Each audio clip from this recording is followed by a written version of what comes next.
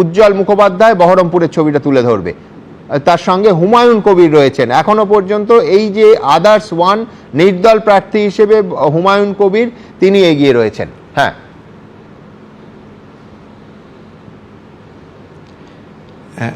সুমন, সেটা হচ্ছে যে তুমি বলতে বলতে হুমায়ুন কবির যে দুটো আসনে লড়ছিল, দুটো আসনেই কিন্তু এই মুহূর্তে হুমায়ুন কবির এগিয়ে।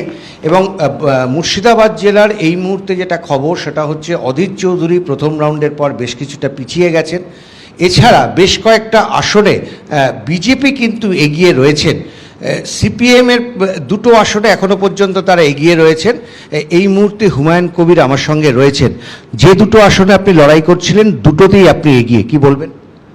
কি বলবো, মানুষ আমাদের পছন্দ করেছে, আমাদের সাপোর্ট দিয়েছে। প্রচারেই আমি আভাস পেয়েছিলাম যে শত অপপ্রচার, অনেক বিরোধিতা, তৃণমূল কংগ্রেস অনেক রকম প্ল্যান, প্রশাসনের একটা অংশ ধমকি, তৃণমূল কংগ্রেসের কর্মীদের যে হুমকি ধমকি, সেটাকে উপেক্ষা করে আমি আগেই বলেছিলাম যে তৃণমূল কংগ্রেস নওদার যে প্রার্থী সাইনা মমতাজ 29শে মার্চ তিনি নওদায় জিতছেন এবং রেজিনগর দুটোতেই আপনি।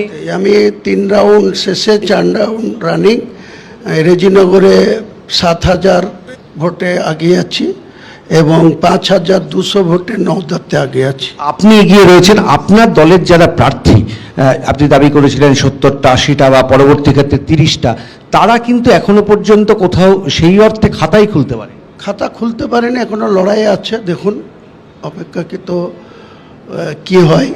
তবে কেউ যে এমন কিছু পজিশন নাই, যেমন রেজিনগরে তৃণমূলের প্রার্থী 3য় স্থানে চলে গেছে, বিজেপির সাথে আমার কন্টেস্ট হচ্ছে এই মুহূর্তে।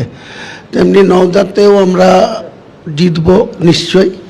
এবং মুর্শিদাবাদ জেলায় হরিয়ারপাড়া আমাদের সঙ্গে টিএমসির কথায় মুর্শিদাবাদে কি হতে চলেছে এখনো পর্যন্ত যাত্রে? এখন পর্যন্ত যা চলছে, আপনি তৃণমূল দেখুন না, এরা তো 4 দিন আগেও দাবি করছিল যে ওরা নাকি 12টা সিট জিতবে, কিন্তু সেই অবস্থায় আছে কিনা আমার জানা নেই। খড়গ্রাম আগিয়ে আছে তারা, তাছাড়া অন্য কোনো জায়গাতে সেইভাবে হরিয়ার।